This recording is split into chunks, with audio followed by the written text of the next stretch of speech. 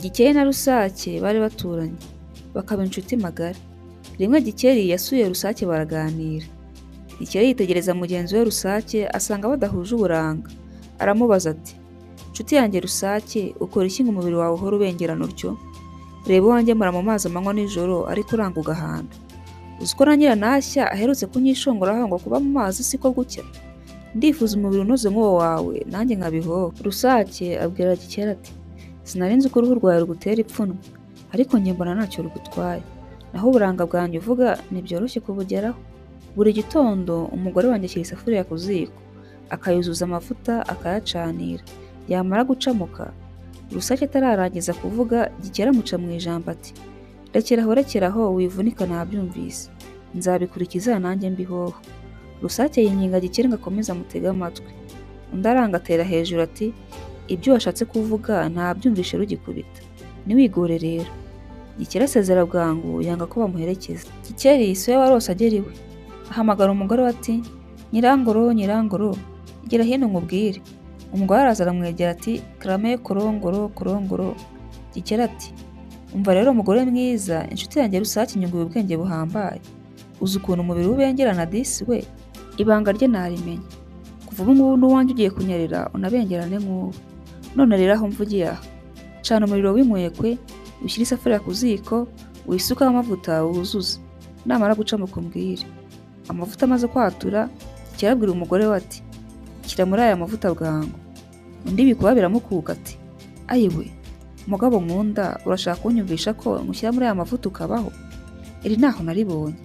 Umugabo ati: "Humura yewe ntacyo mba. Ndashaka ko aya magaragamba babuka hagasigara uruhu rw'imbere rwiza nkabengerana."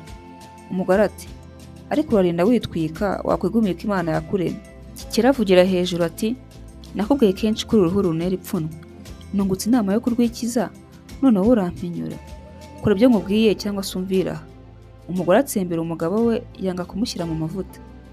Gikeli abatura akego kari hafi aho, akegeka ku isafuriya iri ku ziko. Yurirana ubwira, ya safuriya itirimuka kuyishyiga, amavuta ashyushye amumeneka ku kuboko kurashya.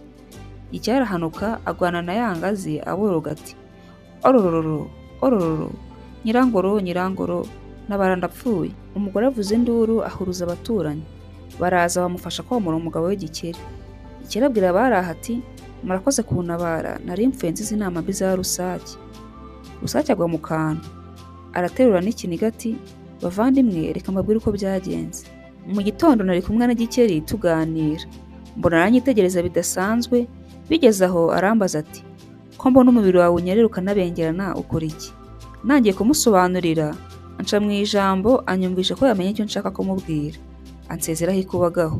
Abari aho bamubariza icyarimwe bati: "Ubundi usubigenza ute?" Rusake ati: "Ubusanzwe umugore wanjye acambutse amavuta ngo yorohe. Yamara guhora akayansiga. Nkajya ku kazuba, uruhu rukayaga, rukanyerera rukanabengerana." Gikeli rero akimara kumva ijambo gucamutsa amavuta yahise andogoye. Aba aratashye, sinamenya impamvu yatumye agenda igitaraganya. Abaturanyi babyumvise bati: "Gikeli wari wizize. Jya ubanza utege amatwi ntugahubuke." Gikeli asaba mugenzi we Rusake imbabazi, ubucuti bwabo burakomeza.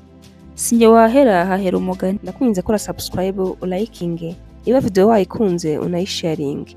Ushobora kuduha igitekerezo muri comment. Umusanzu wanyu ni inkunga ikomeye.